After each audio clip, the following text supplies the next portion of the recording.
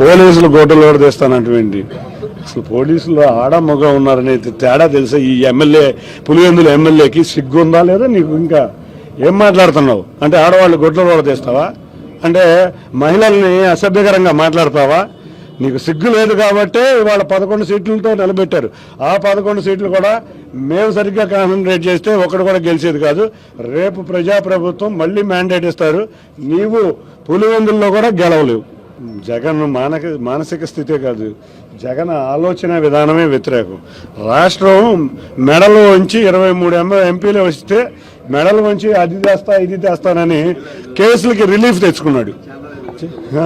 కాబట్టి ఇటువంటి రిలీఫ్లు కోరుకునే వ్యక్తి ఇవాళ రాష్ట్రం గురించి ఆలోచించే పరిస్థితి లేదు.